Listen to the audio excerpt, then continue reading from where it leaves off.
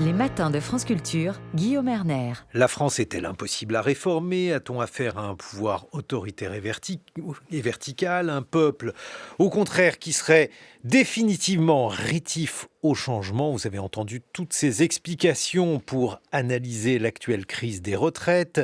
Et si la réponse était ailleurs? On peut chercher aussi du côté des institutions. Faudrait-il les revoir? Est-ce la notion de légitimité démocratique qui est aujourd'hui en cause? Pour en parler, nous sommes en ligne avec Gaspard Koenig. Bonjour. Bonjour. Vous êtes philosophe, enseignant à Sciences Po et vous êtes le fondateur du think tank Génération Libre. On vous doit notamment Contraint. Et puis dans ce studio, Monique Cantos-Perber. Bonjour.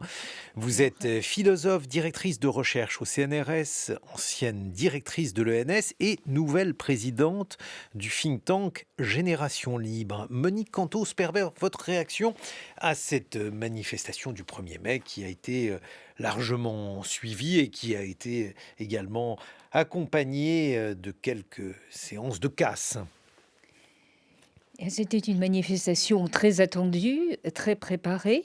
La fréquentation était évidemment assez remarquable. Je déplore évidemment les violences qui maintenant semblent accompagner fatalement toute manifestation. Et elle a été perçue, en tout cas c'est le sentiment que j'ai aujourd'hui, comme une conclusion provisoire de cette séquence de plusieurs mois, depuis la proposition de loi sur le report de l'âge légal à 64 ans, eh bien, jusqu'à la décision du Conseil constitutionnel. Donc les manifestants vont probablement rentrer chez eux.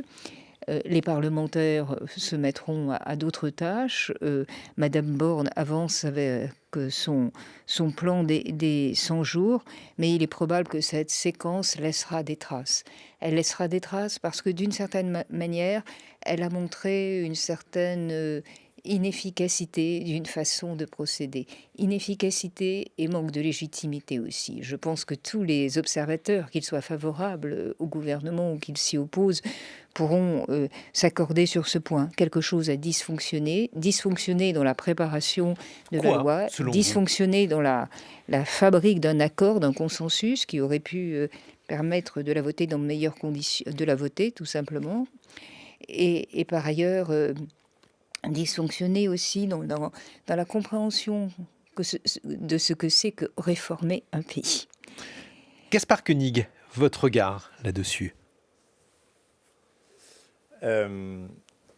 Moi, je pense que ce qui était une crise sociale est devenu une crise institutionnelle, que d'ailleurs les manifestants ne s'y trompent pas, puisque sur leur pancarte, on voit beaucoup apparaître le 49.3, ou le président de la République, ou le rôle du président de la République, ou l'appel à un référendum d'initiative citoyenne, un peu d'ailleurs dans la ligne des Gilets jaunes qui étaient arrivés à la même conclusion, qu'il fallait un RIC. Et ce qu'on voit très bien, c'est que les gens ont le sentiment que, au-delà même de la question des 64 ans, de la retraite, leur voix n'est pas entendue en tant que citoyen, qu'on prive en fait un être humain de la capacité de délibérer ou d'être représenté pour délibérer sur les règles qu'il se donne à lui-même, ce qui est le principe non seulement de la démocratie, mais au fond de toutes les sociétés humaines. Quand on lit des anthropologues comme Graeber ou Wengrow, ils expliquent que ce qui caractérise au fond l'être humain, c'est cet imaginaire social, cette capacité de se donner des règles. Et quand on en prive les gens, c'est extrêmement, quand les gens ont le sentiment d'en être privés, c'est extrêmement violent et c'est une variable qui est quelque part jamais prise en compte dans le paradigme, pas seulement de ce gouvernement, mais des gouvernements précédents également, qui ont l'impression que du moment qu'on apporte aux gens du confort, de la sécurité, de la santé, bref, toutes les variables de l'utilitarisme, eh bien, ils seront contents et que la question de la délibération est quelque chose d'un peu superfétatoire. On le voit très bien dans l'exercice, évidemment, du 49.3, qui n'est pas illégal en soi, mais qui prive les représentants du peuple de la capacité de voter la loi. Sûr. Et donc, on se trouve devant un conflit de légitimité institutionnelle entre un président qui dit « Regardez, j'ai été élu sur cette réforme, je l'ai dit dans mon programme », et le Parlement qui donc aurait refusé de la voter. Et ce conflit de légitimité, il est au cœur de nos institutions. La Ve République, qui n'est franchement pas une constitution très démocratique. Les libéraux l'ont dénoncé depuis toujours, depuis Aron, en passant par Revel, et Tocqueville s'insurgeait déjà par avance de l'élection du président de la République au suffrage universel. Donc je pense qu'on atteint vraiment l'acmé de ce système, puisque la cinquième n'a jamais été aussi cinquième depuis l'inversion des calendriers et le quinquennat, que le président actuel incarne cette verticalité au dernier degré, et que ce régime n'est clairement plus soutenable. Monique Cantos-Perber, rappelez-nous ce qu'est la légitimité et en quoi il y aurait aujourd'hui une distinction à opérer, selon vous, si c'est d'ailleurs votre opinion, entre la légitimité des urnes, la légitimité démocratique, et une autre forme de légitimité qui serait déniée par l'utilisation, par exemple, du 49.3. Eh bien, imaginons, si vous voulez, que nous soyons citoyens d'un État, d'une communauté politique parfaitement gérée. Nos affaires privées seraient protégées, la prospérité serait là, nous serions gouvernés par un gouvernement, un président, des ministres tout à fait bienveillants. Il y aurait des procédures de renouvellement, mais qu'il n'y aurait aucune occasion qui nous serait donnée d'exprimer au fond ce que nous souhaitons, même si nous devons constater que tout ce qui se produit correspond à nos désirs. Ne ressentirions-nous pas une très forte frustration ? La frustration précisément d'être privé de cette liberté fondamentale qui, depuis le XVIIe siècle et la naissance du libéralisme comme corps d'idées à peu près constitué, s'est imposée, c'est-à-dire l'exercice de la liberté politique. Cette voie si précieuse que nous devons avoir pour donner notre accord aux lois sous lesquelles nous vivons et pour contribuer à leur fabrique. Cette liberté politique, au fond, quand elle est absente, nous nous trouvons dans la situation que Tocqueville décrit sous la forme du despotisme doux. Il n'y a pas de plainte, nous sommes tous très contents, ça correspond à nos désirs, mais il nous manque l'essentiel. Bon, mais alors, pour là, en revenir au il n'y a pas que sujet cela, pardonnez-moi, Monique Cantos-Perber, occupe, parce qu'il n'y a quand même pas que cela. Et il y a aussi le fait qu'il y a, semble-t-il, une opposition politique à cette réforme des retraites. Comment serait-il autrement ? Nous vivons dans des pays, dans des cultures pluralistes, libérales, où les personnes ont le droit d'exprimer leurs intérêts et leurs opinions, évidemment, si elles restent dans les limites de la loi. Donc, on prépare une réforme. Une réforme, c'est très important. Il faut d'abord qu'elle soit parfaitement justifiée et ne pas oublier qu'il existe parfois pour les gouvernants qui arrivent au pouvoir une certaine activisme de la réforme. On veut réformer pour laisser une trace dans l'histoire sans que le bien fondé de cette réforme ait été parfaitement étudié dans ses moindres détails. Donc un activisme de la réforme qui rencontre par ailleurs une inévitable diversité d'opinions et d'intérêts. Les personnes profitent d'un État ou vivent dans un état des choses, y ont tiré des bénéfices et il n'y a rien d'illégitime, en tout cas dans un point de vue libéral, il n'y a rien d'illégitime quand on accepte cette fondamentale hétérogénéité de toute cette patte humaine dans laquelle la politique doit se faire, qu'il y ait des oppositions, des réticences et des combats. Donc ce sont les données du problème. Comment fait-on pour surmonter ça ? Comment construit-on une proposition politique qui soit à la fois efficace et légitime ? Eh bien c'est là que, comme disait Raymond Aron, la politique devient un art d'exécution. Première nécessité, parfaitement préparer sa réforme et surtout la justifier. C'est-à-dire partager largement, communiquer largement les raisons que l'on a de le faire, préparer l'opinion et ne pas s'avancer avec une affirmation qui consisterait à dire « j'ai été élu parce que et par ailleurs je promettais ça, donc j'ai été élu pour faire cela ». Ce n'est pas comme ça que ça fonctionne, surtout que l'élection de 2022 a été quand même assez particulière. Donc, et puis, une élection majoritaire ne signifie pas une sorte d'accréditation forfaitaire pour toutes sortes d'actions. Il faut à chaque fois construire des légitimités. Donc, parfaitement préparer la réforme et ensuite s'engager dans le travail de construction d'un consensus. Nous sommes aujourd'hui dans une situation difficile politiquement avec une majorité relative pour le gouvernement. Mais la constitution que nous avons, et puis des imperfections qui viennent d'être rappelées par Gaspard Koenig et que je partage également, cette constitution est quand même une constitution tout-terrain. Elle a fonctionné avec des gouvernements majoritaires relatifs. C'était le cas lorsque Michel Rocard était le Premier ministre de François Mitterrand. Elle a fonctionné avec des régimes de cohabitation. Donc on doit y arriver. Simplement, il faut choisir une procédure législative qui donne tout le temps de la discussion, qui écoute les oppositions et qui construisent un consensus à l'intérieur de l'Assemblée qui permettent de donner une véritable légitimité. Les députés sont des représentants du peuple, donc ils font remonter des informations, ils font remonter des objections, dont il n'y a aucune raison qu'elles sont illégitimes ou réfractaires ou réactionnaires ou conservatrices. Elles ont peut-être leur bien fondé, donc il faut travailler à partir de cela. C'est essentiel parce que c'est le seul moyen d'apaiser la société. Si vous voulez, l'efficacité en démocratie, c'est aussi la capacité de pacifier et d'apaiser, de résorber la conflictualité. Gaspard Koenig, on peut analyser effectivement cette crise comme une crise de légitimité, mais justement, pour essayer d'embêter le libéral que vous êtes, je pourrais vous dire aussi qu'on a affaire tout simplement à une situation classique de lutte des classes avec des intérêts divergents et des intérêts divergents qui sont probablement irréconciliables, quelle que soit finalement la manière qui serait empruntée pour réformer la France ou pour instituer une nouvelle manière de calculer par exemple les retraites. Qu'en pensez-vous ? La manière dont si on parle du fond de cette réforme, la manière dont le système des retraites est conçu aujourd'hui, la manière dont notre système social est conçu d'ailleurs de manière plus générale, est quelque part voué à déclencher ces oppositions, ces tensions que vous mentionnez, parce qu'on essaye d'uniformiser, disons, l'ensemble de la population, de dire vous allez tous être à la retraite à 64 ans, même si ensuite il y a 1000 nuances dans les détails.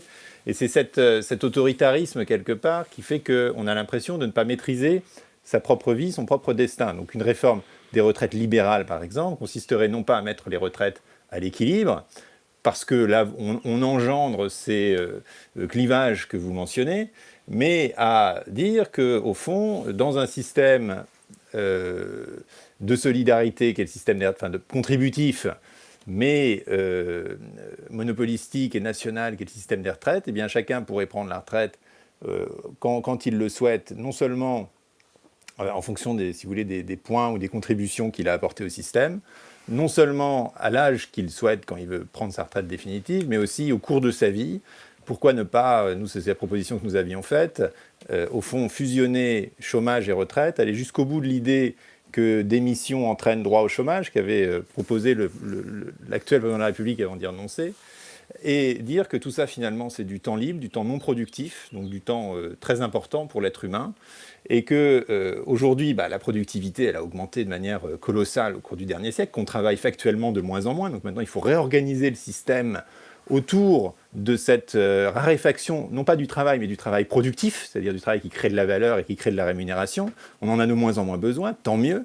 Et donc, dire qu'en fonction de la contribution que vous avez apportée, vous pouvez, à 35 ans, décider de prendre 3 ans pour élever vos enfants, à 44 ans, 2 ans pour faire le tour du monde, et à 70 ans, repartir à l'attaque si vous voulez reprendre un travail. Et donc, bref, pouvoir gérer son temps non productif de manière parfaitement libre et autonome. Et ça, pour arriver à cette liberté-là, ça s'organise collectivement. Et c'est d'ailleurs bien ça l'essence du libéralisme, c'est que vous avez un État qui organise la coexistence des libertés individuelles. Ça ne se fait pas tout seul, ce n'est pas un état de nature, ce n'est pas du pur ordre spontané, ça doit être organisé, mis en place, et donc vous mettez en place un tel système, un super système à points si vous voulez, mais encore plus flexible, pour que les gens puissent décider eux-mêmes en fonction de leur vie, parce que toutes les vies sont différentes, chacun est singulier, on ne peut pas dire un tel parce qu'il appartient à tel métier, eh bien, va partir à 61 ans et demi, et l'autre à 64 ans et 3 mois, enfin tout ça est très infantilisant au fond, et les gens réagissent beaucoup contre ça, parce qu'ils ont l'impression d'être toujours quelque part, dans un système aussi vertical, on a l'impression d'être toujours le perdant, même si ce n'est pas le cas, et que finalement le voisin se glisse dans un interstice plus favorable. Un système tel que je vous le décris est totalement universel, totalement égalitaire et beaucoup plus libre, et donc finalement il n'y a pas de raison de protester puisque chacun est responsable. On voit effectivement quel projet vous voudriez esquisser, Gaspard Koenig, mais alors Monique Cantos-Perbert, si on organise quelque chose de ce type, est-ce que le risque, ça n'est pas d'avoir finalement une situation d'atomisation de la société où on a finalement tellement de solutions à la carte, que la notion même de société est de plus en plus difficile à tenir. La retraite, c'est aussi un rite de passage. Le fait qu'il y ait des règles communes à tous, c'est une manière de faire société peut-être. Certainement. Alors, ce qui vient d'être décrit, c'est vraiment un état qu'on peut souhaiter au terme d'une réflexion collective sur les rapports entre l'activité, le travail et la façon dont les personnes, et nous en sommes loin, vivent clairement dans une société où elles puissent être chacune responsables de leur destin et de leur trajectoire sociale. Si vous voulez, laissez-moi quand même dire un mot sur la situation sur laquelle nous nous trouvons maintenant et éventuellement ce qui pourrait préparer le terrain pour une réflexion d'ensemble qui devra à un moment s'imposer parce qu'en effet, le travail évolue radicalement dans nos sociétés et la façon dont les personnes conçoivent leur vie d'activité en un sens très large va devenir tout à fait différente avec une forte individualisation des conditions. Pour faire le lien entre la situation actuelle et ce terme-là, je voudrais préciser deux choses. D'une part, nous ne pouvons pas dire, et ça c'est un véritable engagement libéral, de façon uniforme ce que le travail doit représenter dans la vie de chacun de nous. Pour certaines personnes, le travail est totalement essentiel. Pour d'autres, c'est une charge et c'est une obligation qui est nécessaire pour gagner sa vie. Il y a des personnes qui ont des travaux difficiles et pour lesquels, eh bien, il faut le dire, la vie commence au moment où elles entrent en retraite. C'est-à-dire la vie, ce qui fait que ces personnes donnent du prix à la vie, souvent les relations familiales, le fait de pouvoir s'occuper d'une autre activité. Donc pas de jugement de valeur sur ces questions-là. Et il faut, pour l'instant, à titre en tout cas de transition, construire un cadre collectif, en effet, puisque nous en sommes là pour l'instant, et c'est précisément un cadre collectif avec des règles sûres et une intelligibilité accessible à tous qui permettra l'émancipation de chaque individu. Ce qui veut dire que, pour la question des retraites, par exemple, dans la proposition qui nous a été faite, il y a eu quand même beaucoup d'ambiguïté, beaucoup d'opacité pour le citoyen. D'abord, on change de concept. En 2019, on nous propose une retraite par points où l'âge pivot doit être une notion oubliée, dont il ne faut plus tenir compte. 3 ans après, on se retrouve avec non plus, même pas seulement un âge pivot, mais un âge légal qui est retardé de 2 ans. C'est difficile à comprendre, ça. Surtout qu'il n'y a pas eu véritablement d'explication sur l'abandon de la réforme de 2019. Deuxièmement, on nous présente comme juste une réforme qui, pour finir, et ça a été largement commenté par des économistes et même reconnu par des membres du gouvernement, où ceux qui commencent à travailler très tôt travailleront plus que ceux qui commencent à travailler plus tard, qui souvent sont plus diplômés, ont des métiers beaucoup plus agréables. Donc ça ne va pas. Et par ailleurs, on nous présente quelque chose qui ne peut pas être perçu comme véritablement égal. Donc je pense que d'abord, un cadre simple, un cadre lisible pour tous, c'est la meilleure chose qui permette d'engager une réflexion sur l'individualisation des conditions de travail et des vies au travail. Merci Monique Cantos-Perber. On se retrouve dans une vingtaine de minutes. Je rappelle que vous êtes philosophe, directrice de recherche au CNRS et présidente du think tank Génération Libre. Nous vous retrouvons également Gaspard Koenig, philosophe enseignant à Sciences Po, fondateur de ce think tank Génération Libre. On évoquera la réforme de la France en général et la manière dont un projet que vous pourriez qualifier de libéral pourrait être entrepris pour tenter de remédier justement à ces blocages de la société liés à une réforme, à tort ou à raison bien sûr, qui aujourd'hui n'est pas acceptée. 8h sur France Culture.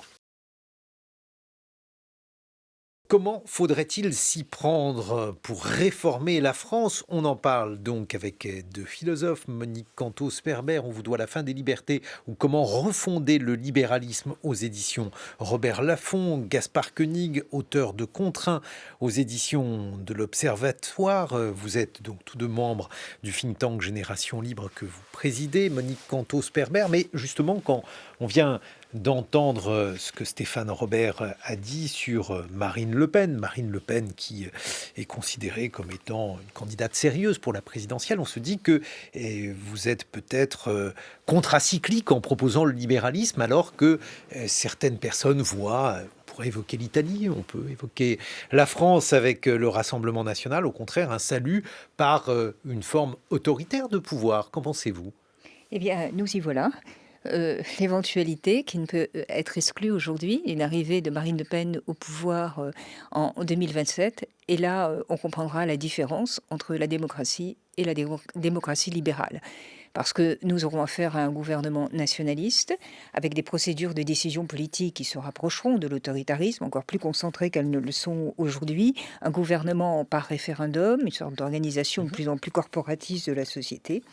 Et puis évidemment, une vigilance sur ce que pensent les gens et sur ce que, une sorte qui est tout à fait caractéristique, ce type de mouvement. Alors évidemment, en tant que libéraux, nous n'aimons pas du tout les gouvernements qui se légitiment par une classe sociale. Ici, ce sera la voix au peuple. Hein. C'est le slogan qui a été... Sauf que le peuple, en tant que classe sociale, est une notion floue. Mais le peuple, bien sûr, on en parle, et à gauche et à droite, et puis parfois même au centre. Mais et ce peuple-là, c'est véritablement la prétendue révolte des petites gens, de ceux qui n'ont pas le droit de parler. C'est-à-dire, on invente une sorte de classe sociale réduite au silence. Pour les libéraux, ce n'est pas ça. L'art politique, Monique Cantos-Perbert, c'est la diversité des conditions si c'est ce qu'une d'existence majorité avant toute des chose. Français veulent, il y a le discours sur la servitude volontaire s'il s'agit d'abdiquer une part de sa liberté, mais en tout cas, s'il y a une préférence chez certains Français pour un gouvernement autoritaire, qu'est-ce que les libéraux ont à répondre à cela? Bien, les libéraux ont d'abord à tout faire pour éviter que cela arrive. Et de quelle façon? En alertant sur un certain nombre de dangers. D'abord sur le caractère totalement voué à l'échec de ce type de gouvernement, parce que nous n'en connaissons aucun, ni dans l'histoire, ni dans le présent, qui ait duré plus d'un certain nombre d'années, et souvent en créant des situations sociales et politiques qui sont très difficiles à gérer, pour des raisons tout à fait naturelles. Les gouvernements concentrés sont des gouvernements qui ne font pas droit au pluralisme, qui ne font pas droit aux oppositions, et qui donc, comme tous les gouvernements, prennent des mauvaises décisions sans aucune force de rappel pour le leur signaler. Donc, pour de très nombreuses raisons, ce type de gouvernement vont à l'échec. Donc, les libéraux, qui sont des réalistes, regarderont cela, parce qu'il y a des choses qu'on ne peut pas empêcher, mais en revanche, il y a des choses contre lesquelles on peut prévenir et alerter sur les dangers. Et si vous voulez, en tant que libéral, si une telle éventualité devrait se concrétiser, mon regret le plus important serait que ce soit les démocraties libérales, et la nôtre en particulier, qui aient créé le terrain favorable à ce type de gouvernement, pour trois raisons. D'abord parce que nous avons multiplié, enfin nos gouvernements, et pas simplement le gouvernement actuel, a multiplié depuis une dizaine d'années des procédures qui allaient vers un exercice du pouvoir de plus en plus concentré, qui laisse de moins en moins de place au pluralisme, à la légitimité. N'oublions pas qu'une bonne réforme, pour revenir au sujet dont vous parliez tout à l'heure, c'est une réforme pour laquelle même ceux qui s'y opposent finissent par trouver une raison d'y obéir, si vous voulez. C'est quand on arrive à construire cette légitimité qu'on gouverne bien.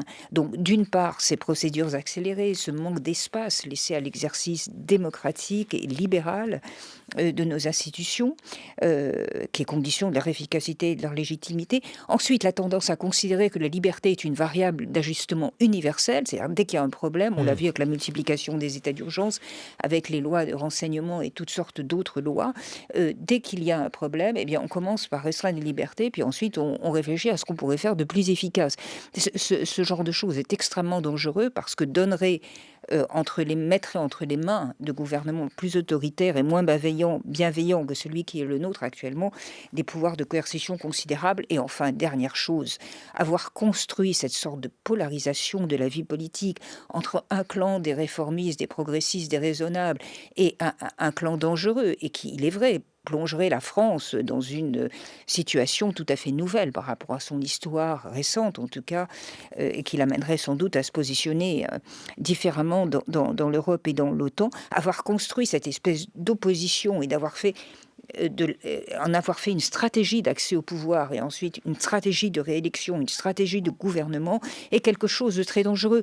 Nous sommes dans des démocraties où évidemment les gens s'expriment et il y a des forces de rejet. Aucun gouvernement ne suscite pas de force de rejet quand il n'y a quand il y a un seul débouché à une force de rejet qui est un gouvernement autoritaire, on joue avec le feu. Donc ce que doivent faire les libéraux, c'est rappeler à la reconstitution d'un véritable pluralisme, c'est-à-dire une palette d'options politiques différentes au sein du camp de ce qu'on pourrait dire des raisonnables. J'appelle à vraiment une sorte de reconstitution de la gauche et également de reconstitution de la droite pour offrir justement un véritable choix politique aux citoyens et également à une réflexion sur l'importance des libertés dans tous les domaines d'exercice dans nos sociétés aujourd'hui. Gaspard Koenig, justement, une réforme libérale, est-ce que ça n'est pas une liberté accordée au plus fort ? Le Rassemblement national se présente comme étant le parti du peuple. Est-ce que, justement, il n'y a pas une volonté de sa part de s'opposer à une forme de libéralisme où il serait surtout question de l'intérêt des plus puissants ? Qu'en pensez-vous ? Je pense que c'est un vieux reproche vraiment bien illégitime fait au libéralisme. D'abord, je distinguerai le néolibéralisme, qui est probablement le régime sous lequel on vit, qui est un régime utilitariste et qui effectivement est très économiciste et qui favorise la concentration des grandes entreprises, un véritable libéralisme classique, dont le néolibéralisme n'était qu'une petite variante qui a mal tourné, si vous voulez, et dont la fonction première est de maximiser les libertés individuelles et avant tout les libertés de ceux qui n'ont pas les moyens de les défendre. Donc c'est profondément une philosophie qui, je pense comme toute philosophie, parce qu'on ne peut pas faire de la philosophie si quelque part on ne s'intéresse pas au sort de ceux qui ont le moins les moyens de parler et d'agir, et que lutter contre toutes les rentes économiques, mais aussi les rentes politiques, institutionnelles et culturelles, toujours permettre à la marginalité de s'exprimer, toujours permettre à ceux qui, sont hors du chemin commun de pouvoir vivre, tolérer les propos les plus insupportables, c'est la liberté d'expression, tolérer des modes de vie qui ne nous correspondent pas, c'est d'une certaine manière la laïcité, eh bien c'est ça la force justement du libéralisme. Et que s'agissant des questions politiques que vous soulevez, il est clair que l'élection présidentielle au suffrage universel est profondément illibérale. Et je me permets de le rappeler parce que moi, ce qui me frappe dans la discussion qu'on vient d'avoir, c'est que l'élection présidentielle, elle est dans 4 ans. Et qu'elle est devenue vraiment le seul marqueur de notre vie politique. Et que donc, on ne discute même plus d'idées, parce qu'au fond, plus personne ne sait... Il y a aussi la question parlementaire, dont on voit avec le 49.3 qu'elle peut avoir son importance. Mais vous voyez que justement, le débat n'a plus lieu au Parlement, aussi pour des raisons institutionnelles, et que l'ensemble des partis se projettent dès maintenant, et que l'ensemble des médias parlent dès maintenant, dans les différents camps, de qui pourrait être candidat en 2027. Et vous voyez très bien qu'en fait, on ne sait plus très bien qui défend quelles idées, puisque ce n'est plus le sujet, c'est d'élire des personnes, c'est-à-dire de se choisir un maître. Il y a cette critique. Mais attendez, quand vous dites le peuple finalement a ses droits et va élire majoritairement son président, je dis mais justement, ce rapport entre un homme ou une femme et un peuple qui est toujours son peuple est quelque chose de profondément humiliant, au fond, en tant qu'être humain libre. On entend la critique, Gaspard Koenig. Oui. Moi, je voulais revenir sur la critique que vous adressiez à ce que vous appeliez le néolibéralisme en le traitant d'économicisme. Mais justement, il y a chez certains libéraux, je pense par exemple à Frédéric Hayek, l'idée selon laquelle si le gouvernement se mêle d'autre chose que d'économie, alors il entre dans le cadre d'une forme de totalitarisme ou en tout cas de gouvernement autoritaire, puisqu'il s'immisce dans la vie privée des individus. Le fait de ne gérer que l'économie laisse justement chaque personne libre d'envisager sa vie, sa conception de la bonne vie comme il l'entend. Est-ce que ça n'est pas un avantage au moins ? En fait, ce que le cœur, je pense, du propos de Hayek, c'est de séparer la loi et la morale. En disant la loi, mais y compris sur des domaines non économiques, la loi est faite pour permettre à différentes conceptions du monde de coexister, que ça soit effectivement sur le plan économique en laissant, disons, une forme d'ordre spontané se faire et donc des entreprises fleurir dans plein de domaines variés parce que c'est aussi une manière pour les gens d'exprimer leur opinion, mais que ce soit aussi dans le champ des libertés civiles, sur la liberté d'expression, la liberté politique, etc. Donc c'est toujours l'idée que, au fond, la loi ou l'État n'est pas là pour imposer, disons, certaines valeurs communes, que les élections ne sont pas là pour se battre sur quelle valeur je représente contre quelle autre, et que ça, c'est des questions de morale qui sont extrêmement importantes aussi, qui sont parfaitement légitimes, mais qui sont quelque part de l'ordre du débat au sein de la société. Et sur toutes les questions, par exemple, sociétales, vous voyez très bien sur, je sais pas, la légalisation des drogues, sur toutes les questions de liberté individuelle, vous voyez très bien que le libéral ne dit pas moi je suis pour ou contre le cannabis. Il dit ce n'est pas à la loi de le dire. La loi doit permettre aux gens de choisir la manière dont voilà, ils souhaitent vivre, mais mettre en place les dispositifs pour que ce soit fait de manière la plus correcte au niveau sanitaire. Bon, sur le cannabis, Gaspard Koenig, vous avez, si j'ose dire, un boulevard. Je vais vous poser quand même une question un peu plus ennuyeuse que le cannabis. Si on prenait par exemple la liberté de prendre l'avion avec toutes les externalités liées à cette pratique, le fait de polluer avec toutes les conséquences que ça peut avoir sur l'environnement. Alors là, que diriez-vous? Ou je peux même insister encore plus en prenant la liberté d'emprunter par exemple un jet privé. Non, mais là, vous avez des externalités négatives extrêmement fortes. Et ce qui me choque aujourd'hui, c'est que ces externalités négatives, c'est-à-dire le dommage que vous causez au reste de la communauté par la pollution que vous émettez, ne sont pas prises en compte dans le système de prix. Je trouve ça incroyable qu'aujourd'hui, moi, ça fait 2 ans que je n'ai pas pris l'avion. Quand je voyage en France, en train donc, très souvent, je m'aperçois que mon billet de train est plus cher que le billet d'avion, qu'on peut encore aller passer un week-end à Lisbonne ou à Rome pour 30 € ou 10 € comme les pubs dans le métro nous le rappellent fréquemment. Et c'est ça qui est tout à fait insoutenable. Vous voyez bien cet hiver, à propos des prix de l'énergie, à quel point le signal prix a fonctionné. Il a suffi de monter les prix de l'énergie pour que les Français réduisent leur consommation. Est-ce qu'ils l'ont fait par vertu? Et ils l'ont fait aussi parce qu'ils avaient un signal sur lequel ils s'ajustaient. Et donc aujourd'hui, il est évident que par le biais de l'impôt et de l'impôt carbone, si vous voulez, après il y a différentes manières de le faire, le billet d'avion devrait être 100 fois plus cher que le billet de train en fonction du dommage environnemental qu'il cause. Donc c'est une manière d'intégrer le dommage que vous faites au prix. Mais il ne s'agit peut-être pas d'interdire, parce que quand vous interdisez, vous allez tout de suite faire toutes sortes d'exceptions qui vont devenir extrêmement bureaucratiques. Vous interdisez le jet privé, puis vous allez dire « Ah oui, mais attention, pas si c'est pour une urgence médicale, par exemple.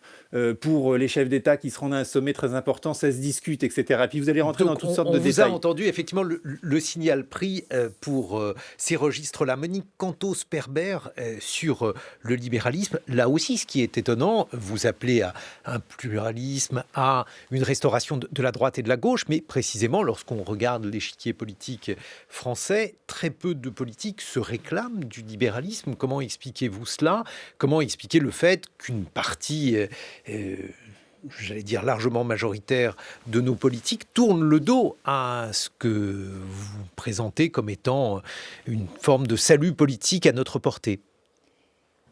Les personnels politiques, en particulier ceux qui sont à la tête des partis, sont quand même extrêmement soucieux de l'image qu'ils donnent. On ne peut pas nier aujourd'hui que l'adjectif libéral et puis le terme de libéralisme est quand même assez décrié et surtout d'emblée amalgamé à des épouvantails. C'est-à-dire en particulier une réduction à ce qu'on appelle le néolibéralisme, qui est en fait une chose très simple. C'est réduire le libéralisme à la liberté économique, et une liberté économique sans règles, si je puis dire, une sorte de déchaînement qu'on caractérise souvent par cette formule de la liberté du loup dans le poulailler, d'une certaine façon, c'est-à-dire la revendication de la liberté pour exercer, pour excuser l'exercice dans la plus totale impunité de la domination, rien d'autre. Or, le libéralisme, ce n'est pas ça. Le libéralisme, c'est vraiment une pensée complète des libertés. Liberté politique, liberté individuelle, liberté économique. Et il arrive souvent d'ailleurs que la liberté économique soit un moyen pour une fin. La décentralisation des initiatives économiques, la possibilité pour les acteurs de prendre des décisions quant à la manière dont ils font prospérer leur richesse ou leur propriété ou même leur espoir de richesse, la façon dont les garanties qu'un État puisse donner à leurs acquis, ça évidemment ce sont des conditions de l'exercice de la liberté. Mais la liberté au sens large ne s'y réduit pas. Parfois il faut les limiter, ces libertés économiques, précisément évidemment pour renforcer d'autres libertés. Donc ce n'est pas du tout une dogmatique. Il est vrai que le libéralisme est parfois encombré d'un certain nombre de dogmes, une version radicale de l'individualisme, l'idée que le marché est totalement libre et que quiconque accède au marché peut révéler sa liberté. C'est en partie vrai, mais ce n'est pas systématique. Ou alors, comme l'a dit Gaspard Koenig sur la question des jets privés, le problème pour certains libéraux, c'est que si on met des freins au marché, comme on ne sait pas quels sont les freins opportuns, on va se retrouver dans une situation où finalement la situation sera pire que celle du marché libre. Le marché libre est une chose extraordinaire, parce que dans un marché libre, du moins défini théoriquement, chacun fait la preuve de sa valeur. Le marché libre, c'est ce qui désintègre les positions d'autorité, les privilèges acquis, les prétendues légitimités historiques qui faussent complètement la concurrence. Chacun vient avec ce qu'il a à apporter, et le marché est un extraordinaire révélateur de la valeur des choses. Mais attention, d'abord, il faut pouvoir accéder au marché et ensuite, il faut que ce marché ne dysfonctionne pas. Or, malheureusement, dans les situations concrètes, c'est toujours le cas. Donc, l'hypothèse théorique de départ est très bonne. Sa réalisation concrète est difficile. Mais je reviens à l'essentiel du libéralisme, voyez-vous, parce que, au fond, tous les partis politiques revendiquent la liberté. Les communistes, le communisme l'a revendiqué, des formes plus conservatrices la revendiquent aussi. Ce que le libéralisme moderne, enfin celui dont nous réclamons, a d'essentiel, c'est la conviction qu'il existe que Raymond Aron appelait la liberté libérale, c'est-à-dire un lieu qui n'appartient qu'à la personne, sur lequel nul ne peut lui demander des comptes. Benjamin Constant, Tocqueville, John Stuart Mill, toute la tradition libérale, nous inscrivons à revendiquer cela. Et évidemment, cette liberté fondamentale doit être intégrée dans une structure politique, une structure commune, parce que la question majeure de la liberté, ce sont les règles de la liberté. C'est un titre que j'avais donné à un de mes livres sur cette question-là, c'est-à-dire la manière dont les libertés coexistent ensemble à l'aide d'un système de règles qui sont la responsabilité directe et de la force créatrice de la société et de l'État. Donc cette liberté, si vous voulez, ça se manifeste par le souci du libéralisme politique, la prise en compte des oppositions, une relative indépendance de la société par rapport à l'État, et quand même un questionnement constant sur les finalités de l'État, les buts de l'État, qui n'outrepasse pas son pouvoir, et sur la légitimité de son exercice. Ça, c'est le cœur vraiment du libéralisme, et ça peut se retrouver dans des pensées de gauche, d'une certaine manière. Il y a toute une tradition de gauche, depuis Proudhon et bien d'autres, qui a défendu cette conception libérale de ce que on appelait alors le progrès social, mais aussi une conception plus à droite. Et c'est dommage que les partis politiques aujourd'hui ne le revendiquent pas, parce que c'est un message quand même dans lequel tant d'aspirations et tant de difficultés du monde d'aujourd'hui pourraient trouver la réponse. Gaspard Koenig, un mot de conclusion sur ce que pourrait apporter un programme libéral à la France, programme que vous défendez dans votre think tank Génération Libre.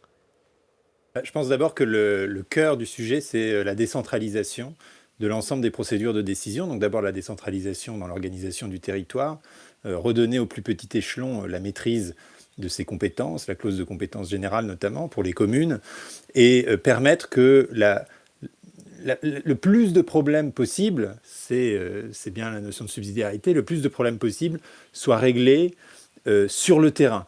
Et que donc les gens puissent, plutôt que de toujours se référer à la puissance centrale, mais que ce soit d'ailleurs dans le cadre de l'entreprise ou de l'administration, puissent s'approprier, disons, les choses.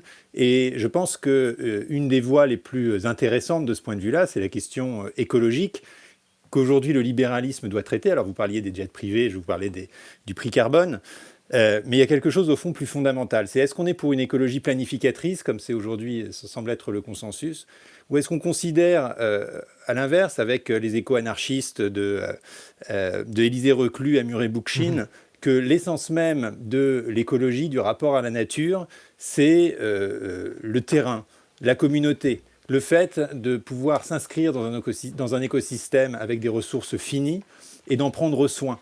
Et que cette décentralisation-là, extrême, ce fédéralisme, comme disait Proudhon, permettra de manière assez naturelle de prendre soin du territoire que l'on occupe. Et je pense qu'il y a déjà chez Tocqueville un goût de la nature qui va avec son aspiration à la liberté et sa critique de la suradministration, dans John Stuart Mill aussi, et que cette écologie profonde du libéralisme lui donne aujourd'hui un avenir très important. Un écho, en tout cas, que voilà. vous voulez défendre. Un mot de conclusion, Monique Cantos-Sperber. Un programme libéral, défense des libertés individuelles, méfiance extrême à l'égard de multiplication des états d'urgence et des restrictions des libertés, décentralisation, reprise en main des initiatives par la société, c'est-à-dire cette sorte d'animation sociale, d'empowerment de la société, la confiance dans les initiatives locales et un État qui anime des politiques sociales qui donnent des moyens de liberté, de choix, de responsabilisation, même aux plus pauvres. Le libéralisme, c'est pour moi, je l'ai souvent dit, une transposition de cette injonction de l'antifasciste italien Carlo Rosselli, faire en sorte que la liberté arrive dans la vie des gens les plus pauvres. Ça veut dire des politiques sociales qui ne soient pas intrusives, qui ne soient pas conditionnelles et qui amènent les individus à se reprendre en main, à se responsabiliser dans un cadre collectif, lisible, qui fait que les anticipations sont sûres, où les gens savent ce qu'ils peuvent attendre et ce en quoi ils doivent contribuer. Tout cela, ce serait des facteurs extraordinaires d'émancipation collective. Et rappelons les droits de la rationalité publique et de la transmission aussi, car c'est fondamental pour l'unité d'une culture. On retrouve cela dans votre livre, Monique Cantos-Sperber, La fin des libertés ou comment refonder le libéralisme. C'est aux éditions Robert Laffont, Gaspard Koenig. On retrouve votre Contraint aux éditions de l'Observatoire. Dans quelques instants, le point sur l'actualité, le 8h45 de Marion Ferrer.